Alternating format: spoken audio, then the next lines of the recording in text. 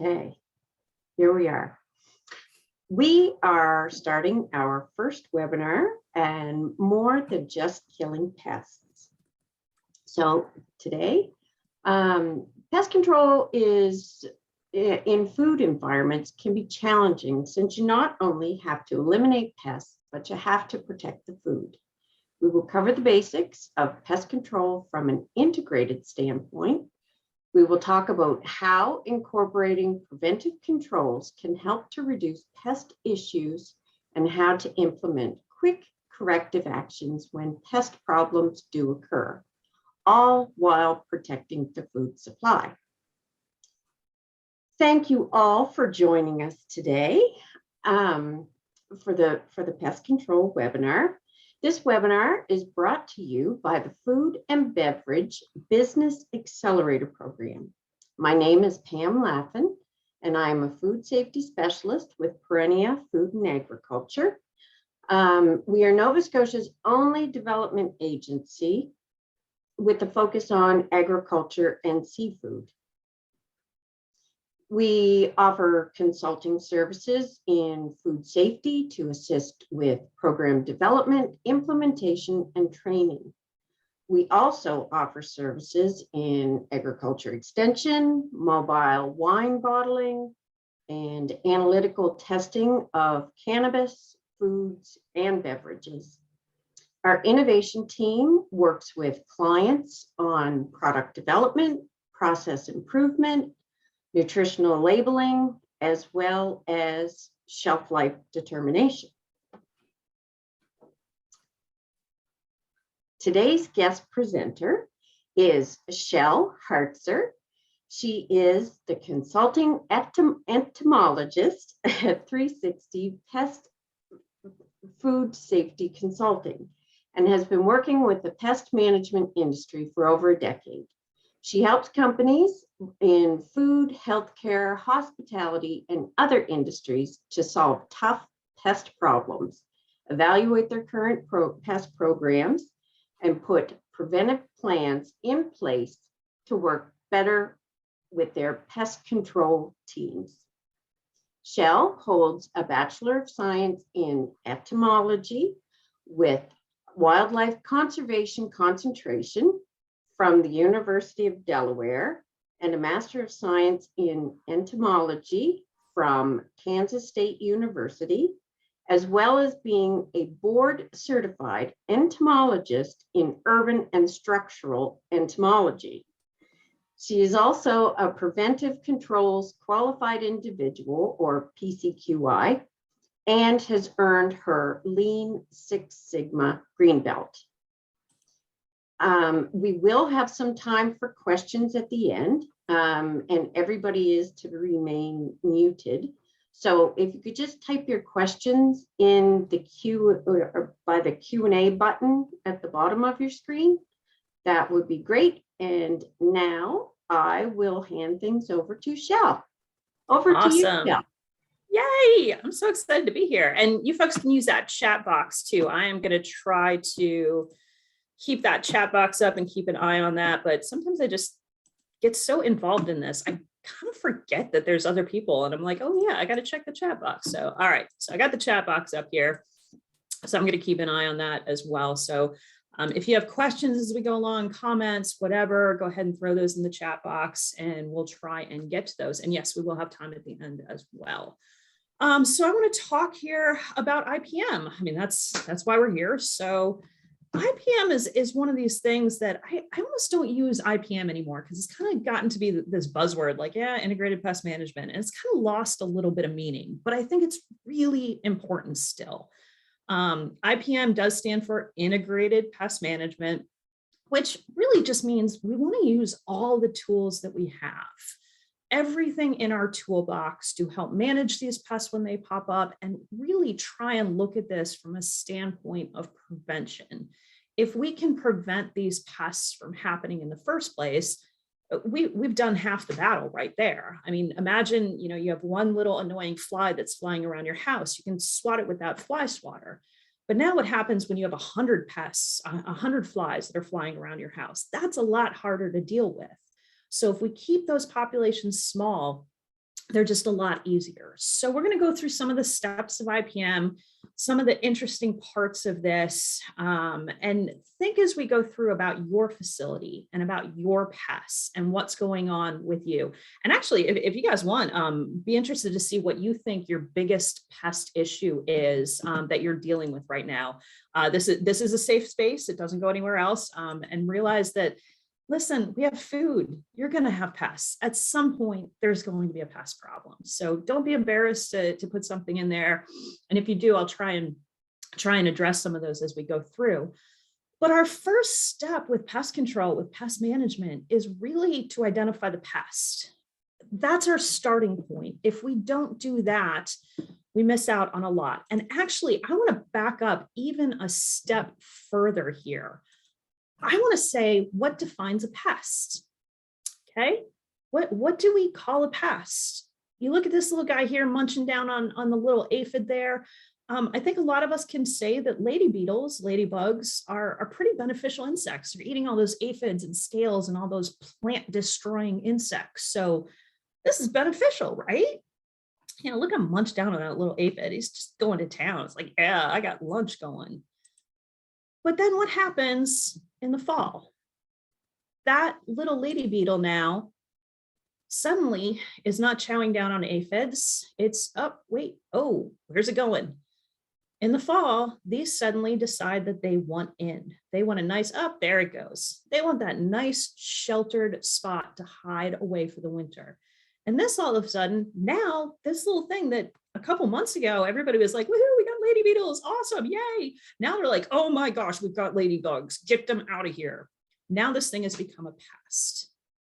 Okay, so when we think of a pest, think of something out of time, out of place. That little lady beetle, when it's outside, when it's munching down on its aphids, great, awesome, not a pest. But all of a sudden, when it's out of time, it's now in the fall and it's out of place, it's now inside your structure instead of outside your structure, it has now become a pest. So when you think of the pest species that you have, consider what makes them a pest when they're a pest. And we do have to identify. So once something gets in, maybe that pest is a cockroach. Maybe that pest is something accidental. Like a moth that just flew in through an open door. Maybe it's a rodent, birds. Everybody loves birds. They're all pretty. They like the little song that they make until they get in your facility and poop all over everything. And suddenly that bird is no longer a nice, pretty little bird. That thing you wanted out. Not pooping on all your equipment and destroying all your food. So think of those pests. Think of what's there. And if we identify it, that starts getting us to what are the food sources it's after? What are the most likely places it's going to go to? What are the most likely places it's originating from? And that helps us with the inspection process. That helps us to focus faster. Some of you probably have fairly big facilities, fairly big structures. If you have to look through that entire structure to find stuff, that takes a lot of time. But if you know that this little American cockroach here tends to like drains and sewers and warmer, wetter places, you focus your effort on those places instead of having to look everywhere. You find the problems faster, you can deal with the problems faster. So think about identifying your pest. And when we talk about identifying the pest, listen, I'm an entomologist, I know bugs. There's millions of them out there. And if you send me a fuzzy cell phone picture or something, sometimes I can get pretty close. Sometimes I'm going to tell you it looks like an insect. So if we can get close, we may not get all the way to species. We may not be able to determine what kind of cockroach it is. But if we know it's a cockroach, again, that narrows down where our focus can be. Even to the point of, can we get to, is this a crawling pest or a flying pest? Now, believe it or not, these two ants are exactly the same species, exactly the same.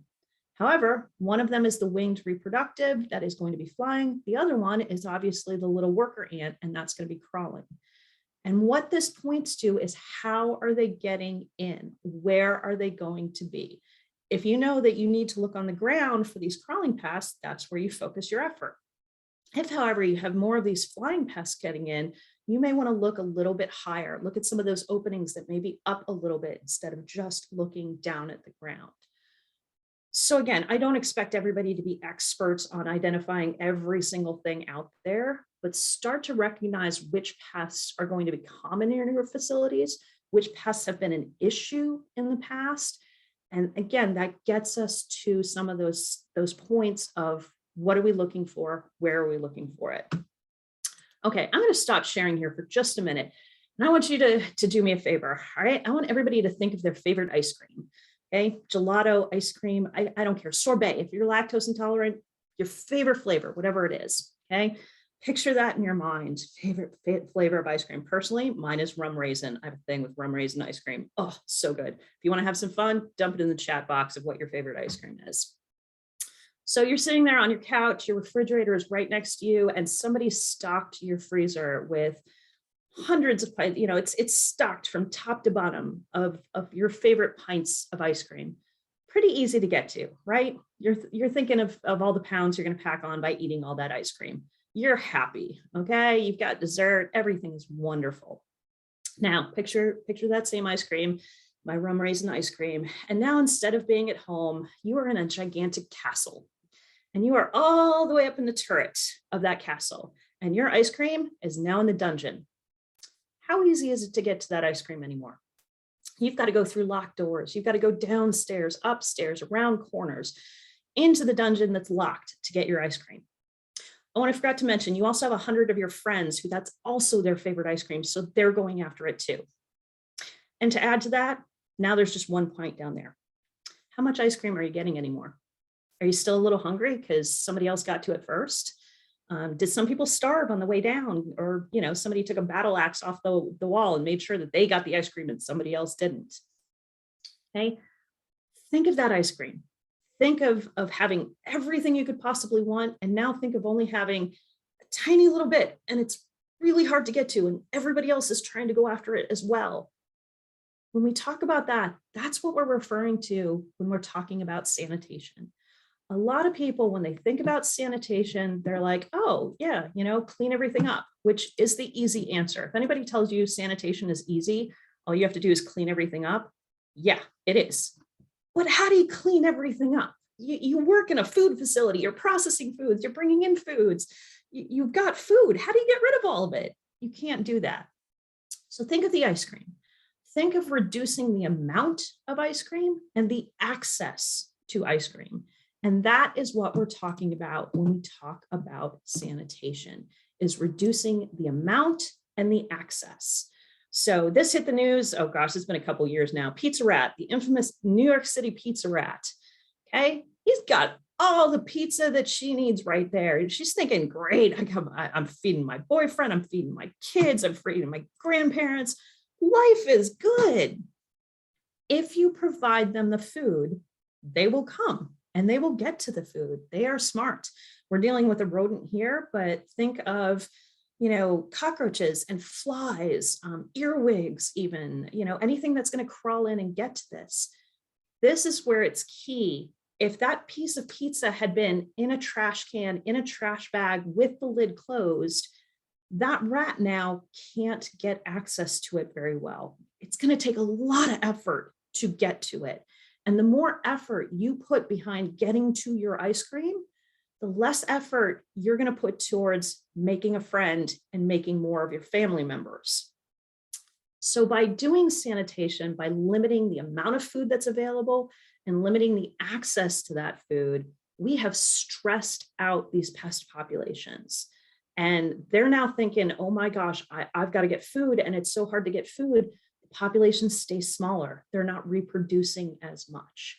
So sanitation is really essential when we think of pest control, because by doing that, we've already stressed out the population. We're keeping the population small. There's been lots of research studies that have looked at, different levels of food and different population levels. And at least for the insects that they've studied, every time they've put, 100 beetles into, a tablespoon of flour, they've found that the progeny production is lower, the development time is slower, and those populations stay down. So think about what you can clean up in your facilities. Think about what you can contain. Think about putting that ice cream behind 6 locked doors into a locked freezer and making everybody work really hard for it. Okay.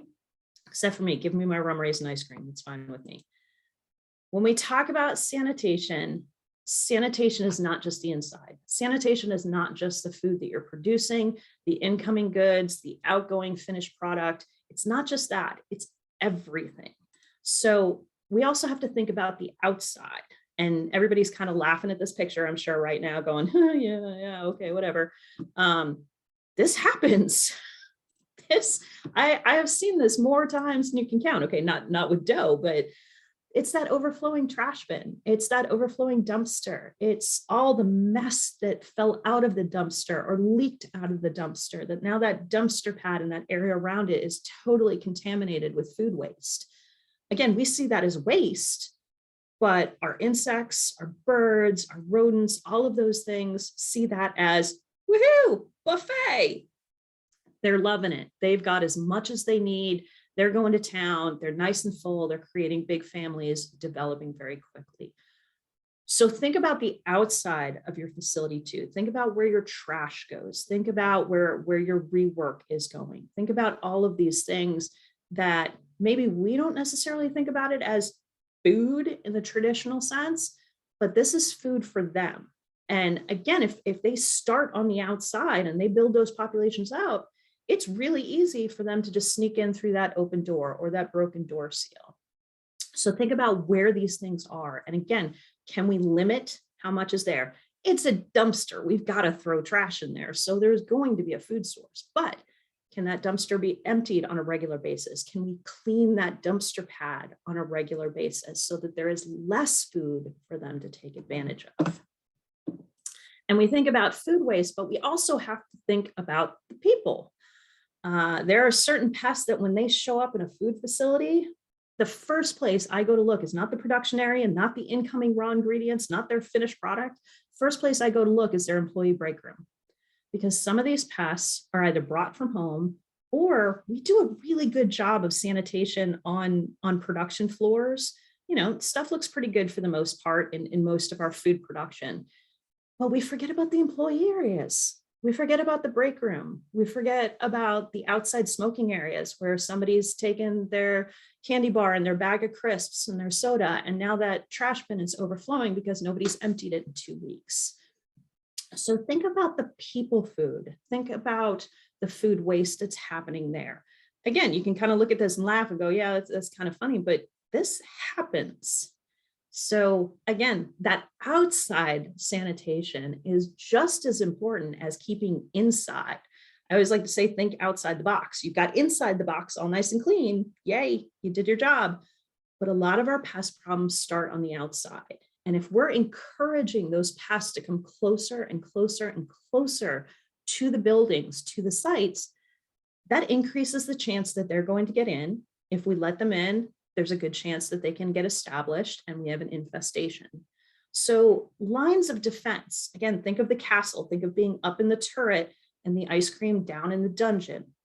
How many layers can we put between the pest and the food to keep it contained?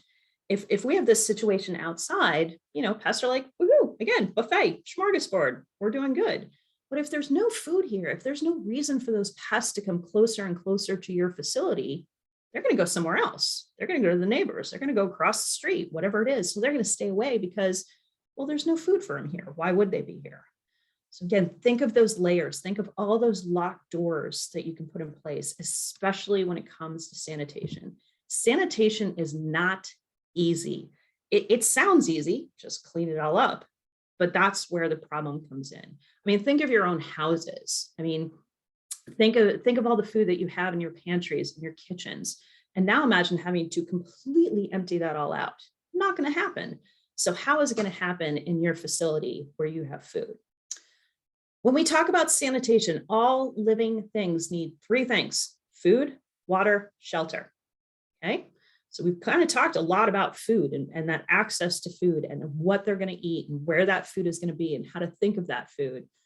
But we can also think about sanitation from a standpoint of cleaning up their shelter. Now, I took this picture. I'm based outside of Atlanta, Georgia, in the US here, so just a little bit farther south than most of you. But this is actually in Atlanta, and I got called out because they were having a problem with rats. Now, I don't know if you can see my pointer, but down in this corner here, you can actually see this little black box. That is actually a rodent bait box. So there's rodenticide in there. And right next to it, this kind of tin metal box here, that's what we call our standard tin cat trap. That's great for mice. Not going to do anything for rats because the holes are too small and the rats won't get in it. So we've got some issues here, but look at all that habitat. Look at all that protected space. And you've got this nice big trash bin here, which has probably got some food in it. So why is that rodent going to go to that bait box when it's got the shelter and the food and probably some dripping water off of a hose?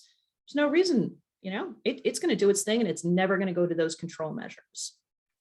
So think about some of the habitat. And again, this goes to mostly the outside, but we can also think of this as inside habitat as well. If you have those dirty drains, if you have that break room with those vending machines that have never been moved and never been cleaned behind, that's habitat. The safer our pests feel, think of a mouse or a rat. I mean, okay, some rats can get pretty big, but they're still relatively small when you compare them to a human or a dog or a predator that's going to be after them.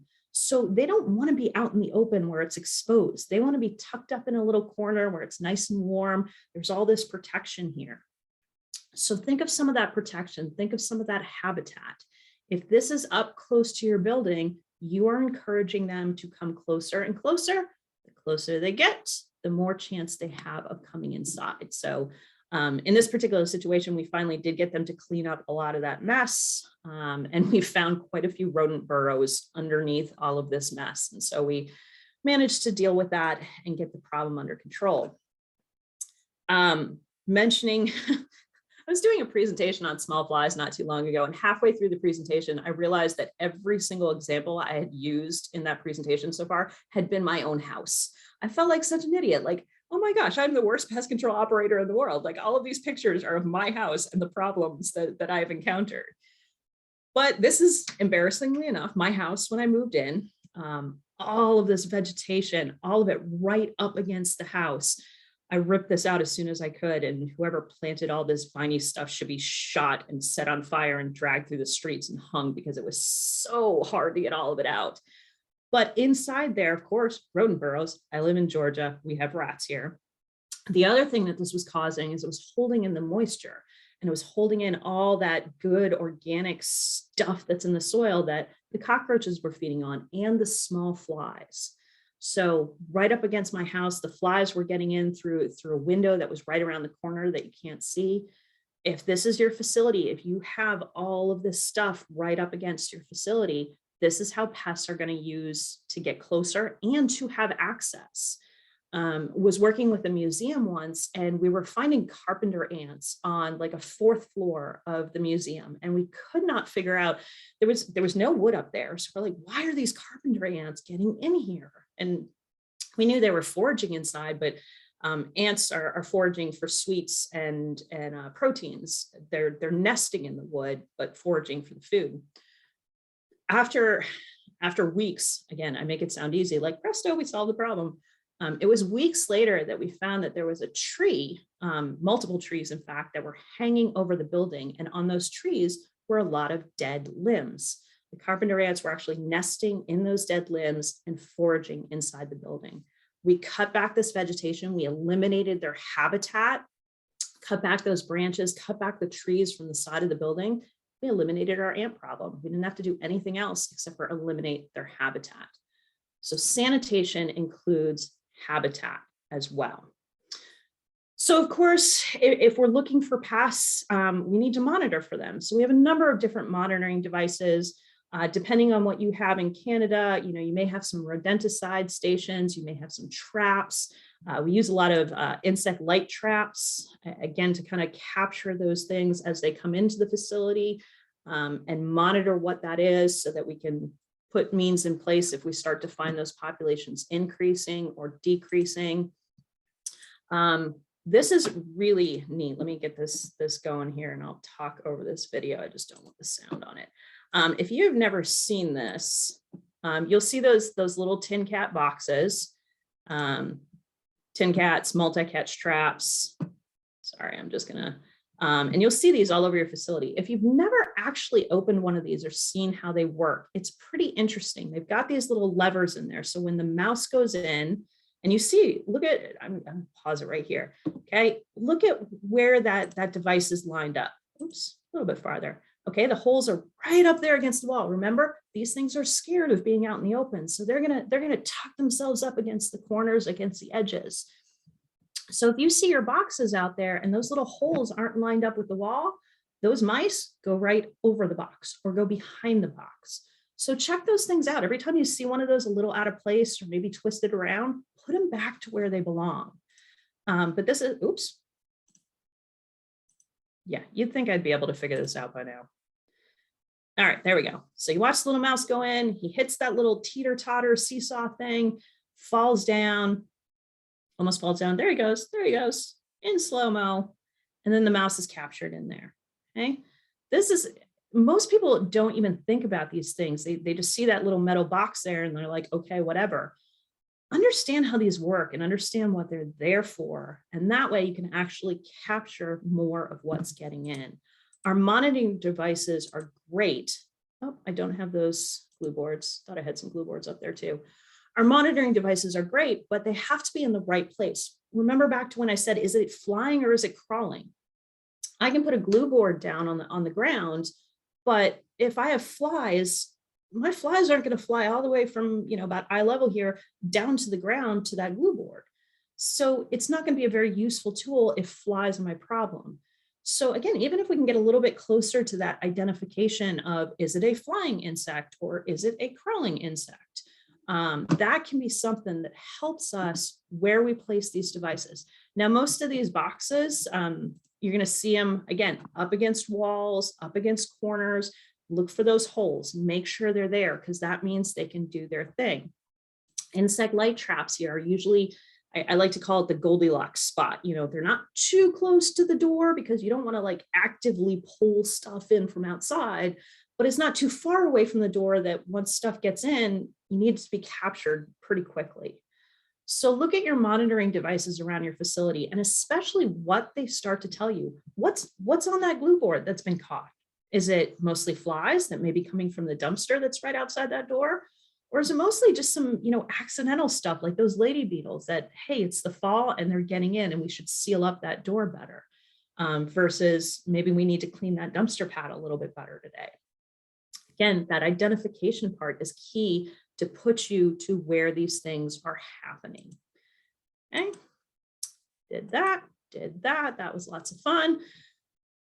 When we talk about IPM and pest control, most of it is just trying to prevent the pest. There's a lot of stuff we do before we get to the point where we're saying, okay, what are we putting down for the pest? So physical controls, again, if you provide the food, they will come. If you provide the opening, they will get in. Remember that little ladybug and how it just went whoop, right around the corner? It found that little spot. So I like this picture just because it's toads and toads are kind of cool and they're just sitting there going, can I come in, please, please? Your facilities have everything the pests want: food, water, shelter. Some pests don't even really need much water. So you're down to food and shelter for a lot of these pests. You provide the opening to them. And it's, I know Pam and I were talking, it's snowing up there right now. So they want in where it's warm and it's safe and there's all this food. Your job is to try to keep them out. Your job is to try and push them away from these facilities with sanitation, with cleaning up the food, with cleaning up the habitat, and then putting those doors in place. Again, we're up in the tower, the ice cream is down in the dungeon. How many doors, how many layers can we put in front of that to keep these guys out? Many of our pests exist on the outside. That's natural habitat for them. When they get inside is the problem. So if we can just keep them on the outside where they belong, we don't have as much of a problem. So think about this. I absolutely love this video. And if you have a chance, go and listen to this video. I'm going to keep it on mute for now. But this is a fat, happy lab rat. Okay, these things are pampered. They get little spa treatments every week. I mean, all the food that they could ever have. So fat, happy rat. Look at her go. almost through, almost wiggle that little butt just a little bit more. And there she goes. Look at the opening. Look at that hole. Again, fat, happy lab rat. Think of the mice and the rats and the insects that are potentially looking to get in.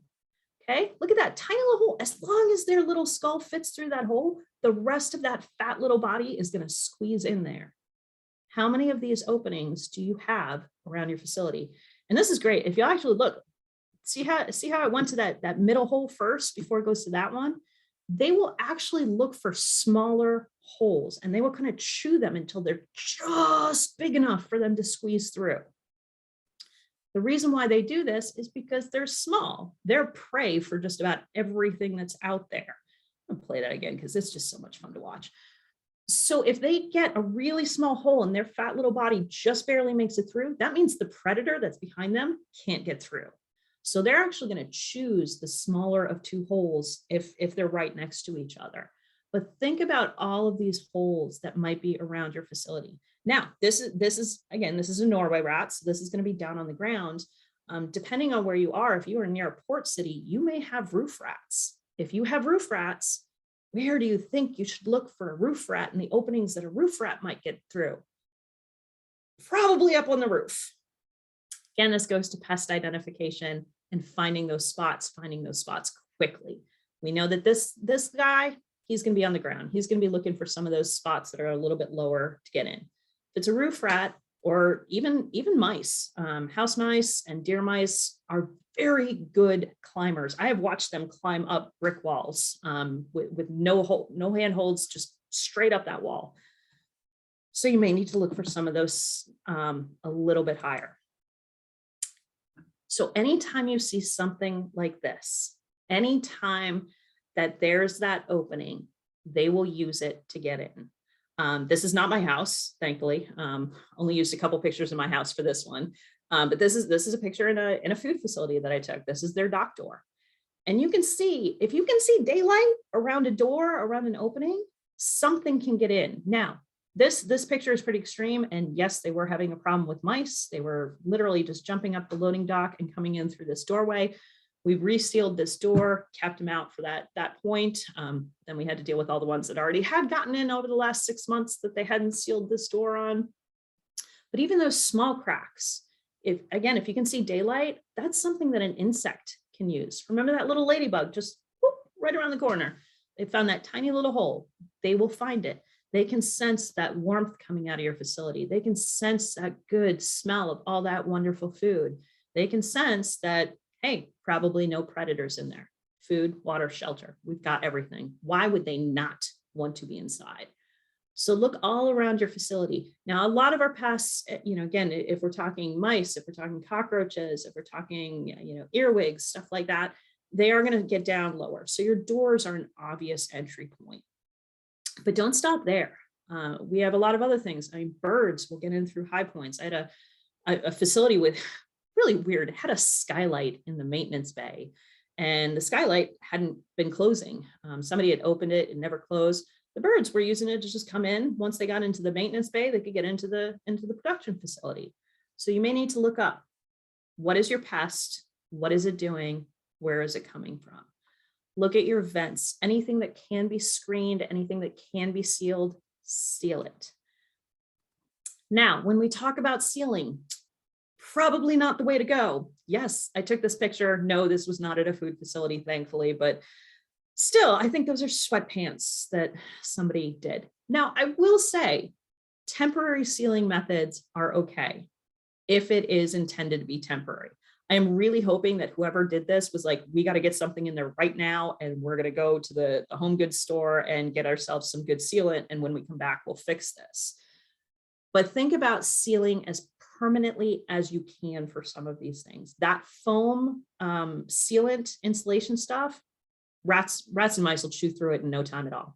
Insects will get around the little corners and they'll come right in. So think about any way to seal that's going to get this permanently, okay? The better job you can do with sealing these holes, the more we keep things on the outside, the less good smells that are wafting out of our facilities, the less warmth I mean, honestly, think about your house. If you can seal up your windows and your doors, you keep more heat inside, right? It's better for your energy consumption. Same thing with your sites here. If you can seal it up, if you can put a screen on it, whatever you can do to keep those things on the outside is just that one more layer between that tower turret and that dungeon to keep that ice cream just a little bit farther away. So please, if you're going to do this, make sure it is absolutely temporary and that you come back with something a whole lot better to seal that up in. Now, usually I talk about inspection first. I decided to change things up and talk about inspection almost last at this point. And the reason for that is because if we know what our pest is, if we know what types of food it's after, if we know what the sanitation and the habitat is going to be, if we've looked at exclusion, now we know what to look for. Okay, so think about your inspection process as looking for all these things that we just discussed, looking for the sanitation opportunities, looking for the habitat, looking for the exclusion points, and using your monitoring devices, whether that's for rodents or for insects, using those monitoring devices to point you in the right direction. If you have 100 mouse traps set out through your facility and only 2 of them have caught a mouse, do you look through your entire facility, or do you just look at where those 2 traps are and start looking really toughly in that area to find that exclusion, to find out why those 2 mouse got in, to find out what they might have been feeding on?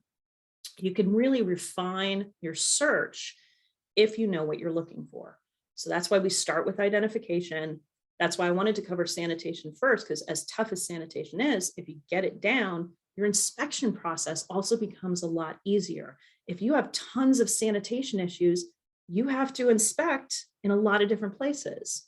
But if you know that, hey, really just this one area is kind of a big sanitation issue, you can focus your inspection efforts there, kind of reduce it in all those other areas. If you know that you have that broken door seal and you're going to fix it, you've got it on your plan, it's going to be fixed next week, I know it is, you can just keep an eye on that particular area very closely for the next week and put extra places in place.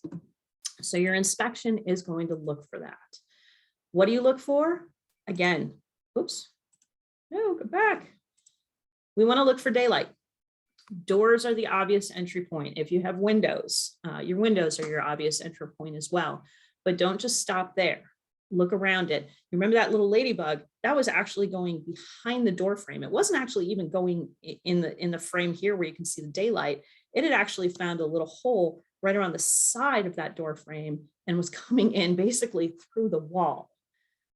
It is just like sanitation is impossible to do everything. Exclusion is impossible to do everything. I mean, that door has to open and close to let your employees in and out every day. Your trucks, your raw ingredients have to come in. Your finished goods have to go out. Doors have to open and close. So you can never have perfect exclusion. However, the more you can do just puts those extra layers between the tower turret and the dungeon. So think about that. Think about where those things are. We talked about sanitation. Find out where those food sources are. Sometimes they're really easy.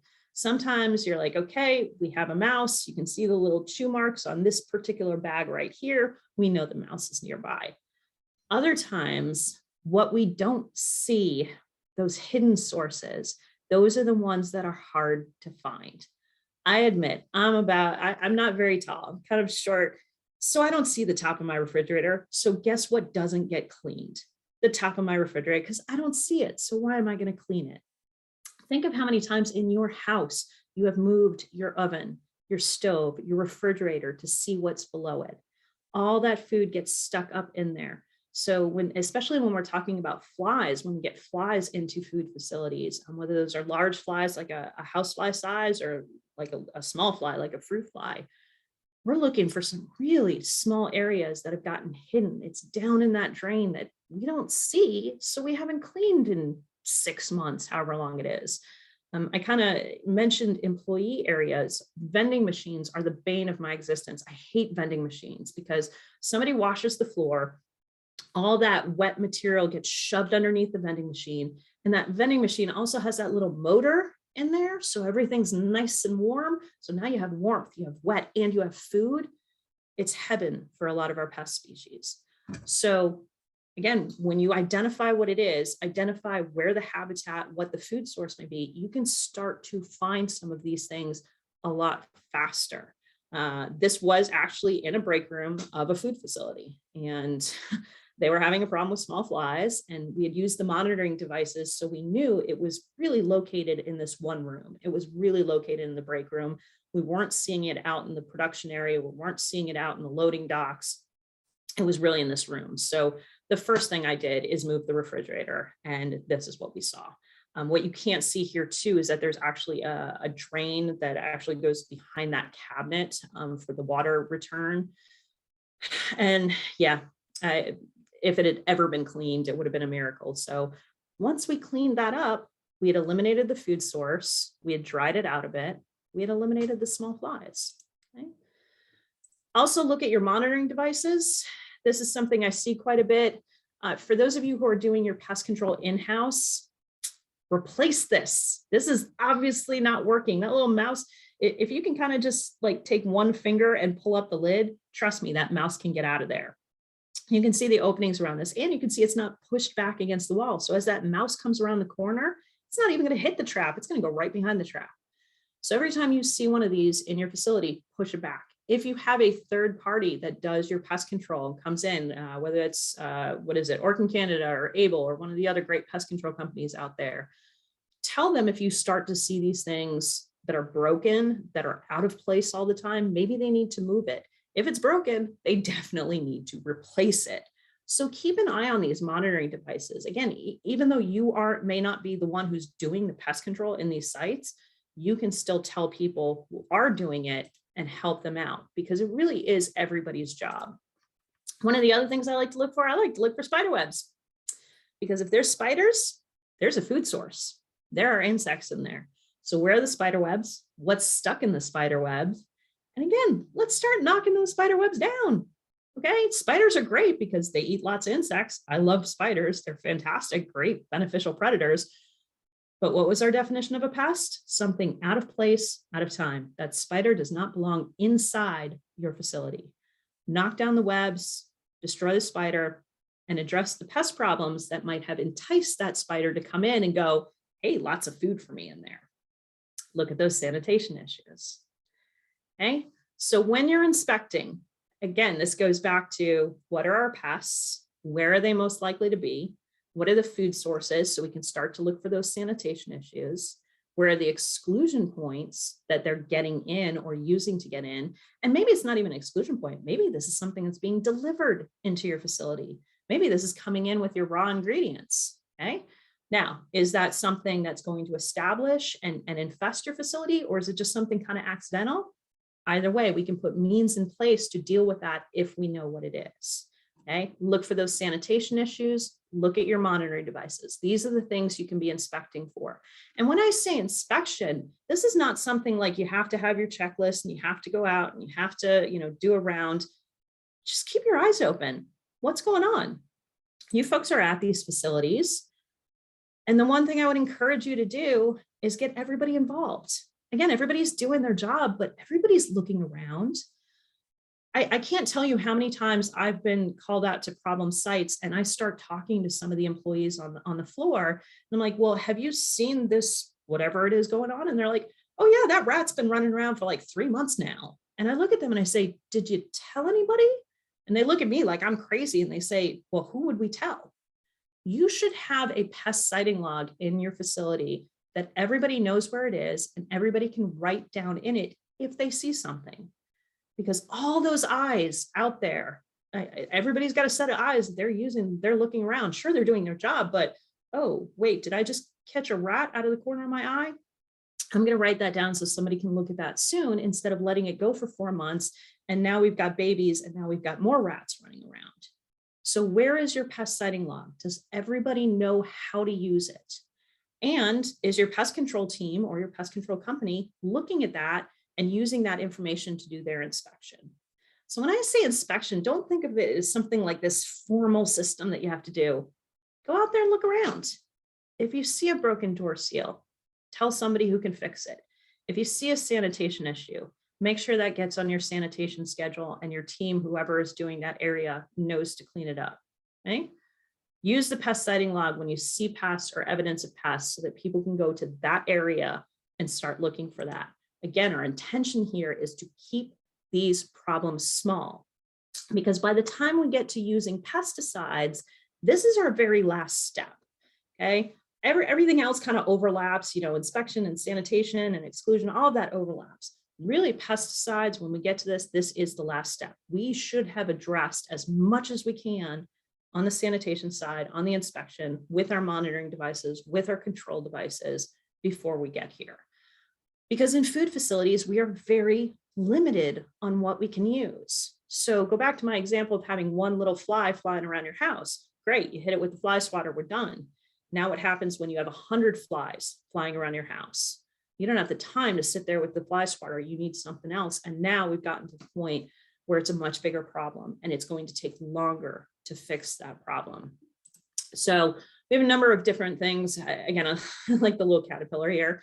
But depending on what you have available, depending on what your pest is, depending on what your food is that you're producing there, make sure you carefully read the label. Again, if you have a third party that does your pest control, they should be doing this. But these should be small applications.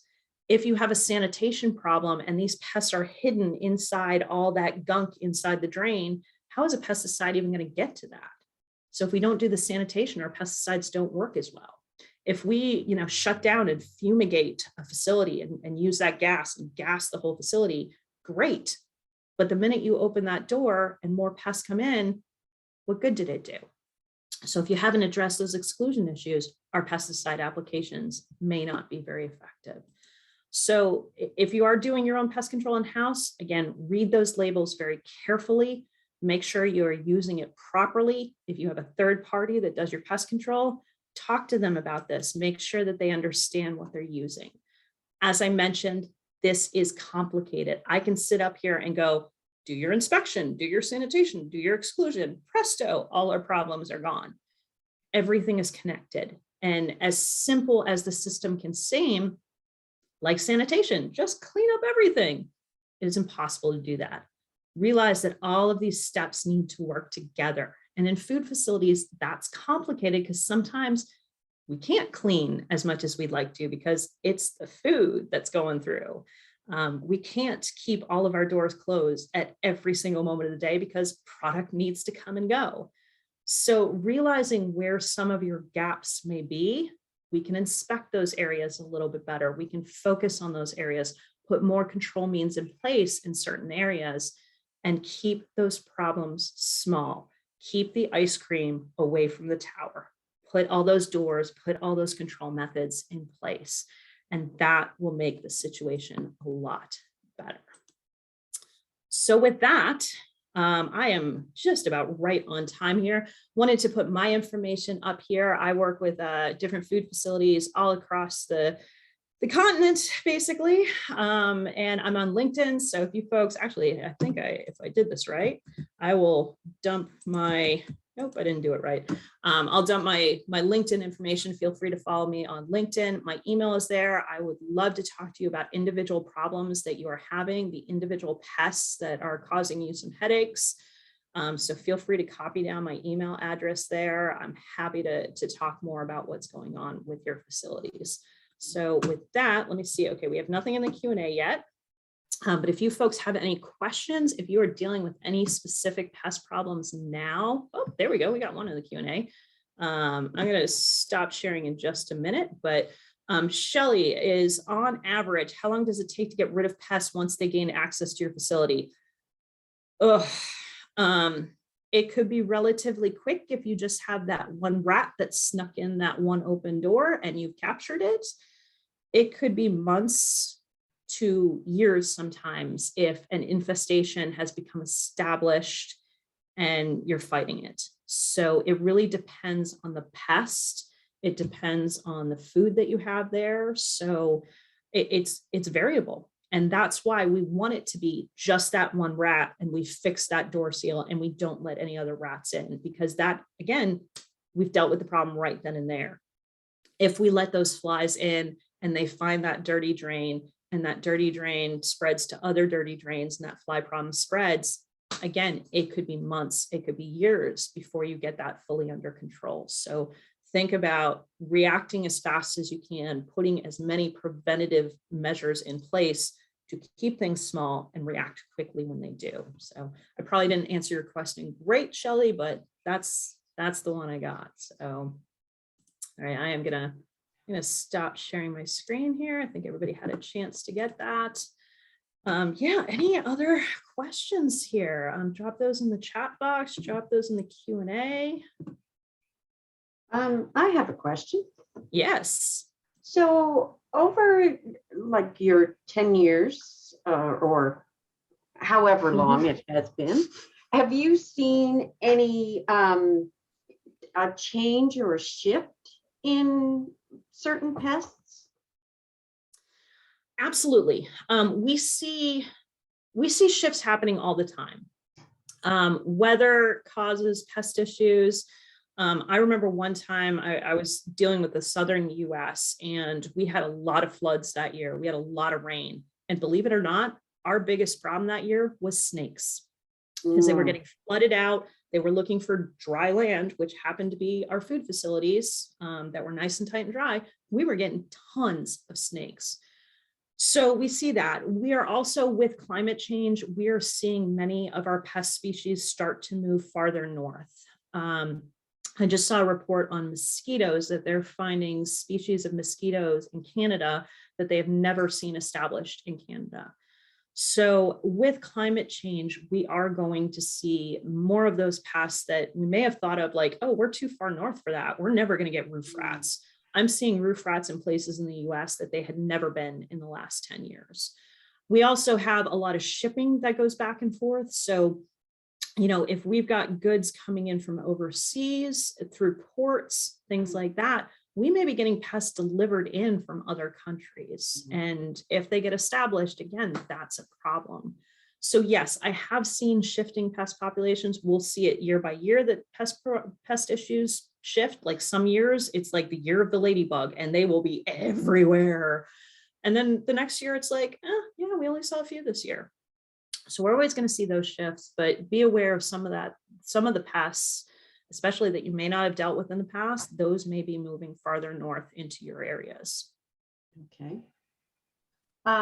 There's another question.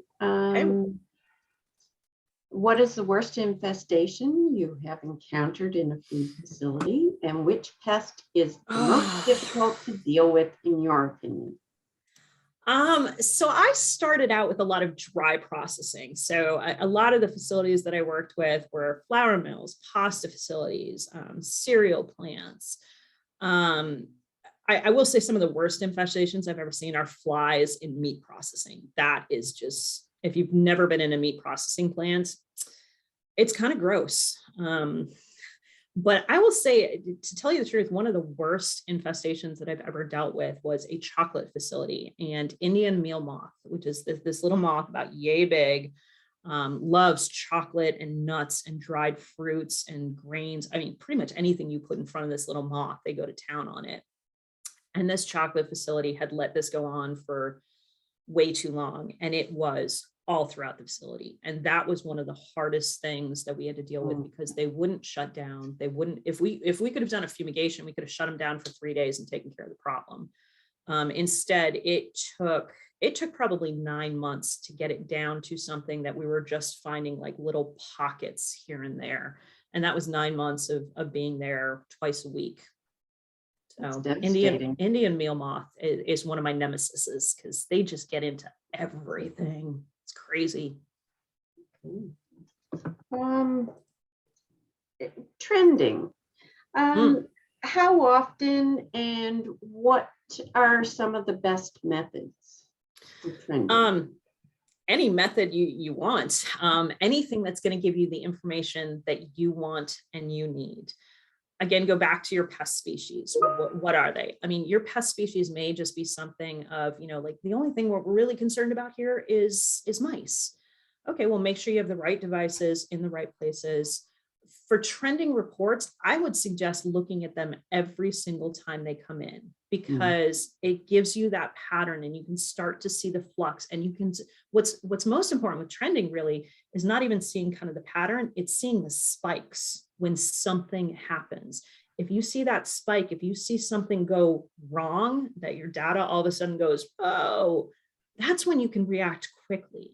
So for some of the facilities that I work with, I do every time a trend report comes in, whether that's every week or every 2 weeks, I'm looking at it and comparing it to the last ones. They know enough now that they give me, about the last year's worth of data, and I can follow that pretty closely. So if you're overseeing the pest control program or you're doing the pest control, look at those trend reports as often as you can. Maybe that's weekly, maybe it's monthly. I wouldn't suggest anything less than monthly. If you're not looking at it at least monthly, you are missing things.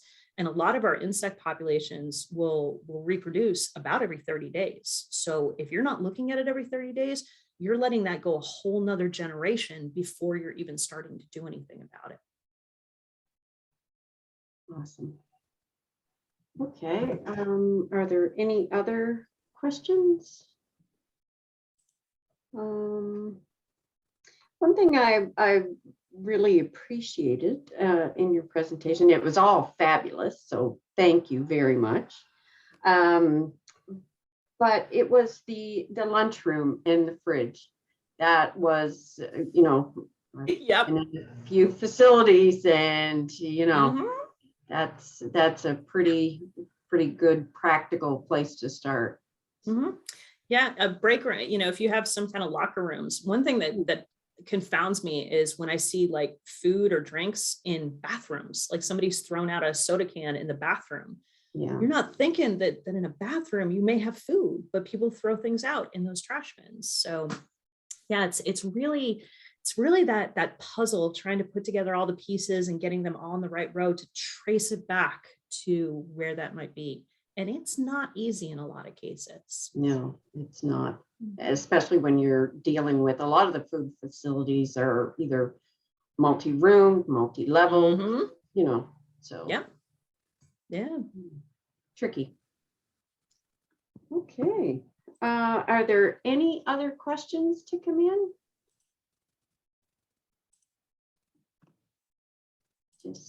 Or your flavor of ice cream?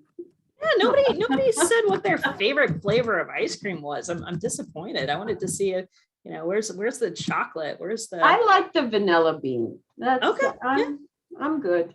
All right, Angela says chocolate. All right. Yeah, okay. Cool. I'm rum raisin. Haagen-Dazs is the only one I can find that does a rum raisin. It's awesome. So, but that's just me. So I did put my email again in the chat box. If any of you want to reach out to me again, I'm on LinkedIn as well. Got great stuff on LinkedIn if you want to see that. But yeah, reach out to me with your problems. I'm more than happy to see what I can do to help you out. But thank you all for being here. Thank you for the attention and hope you guys enjoyed it.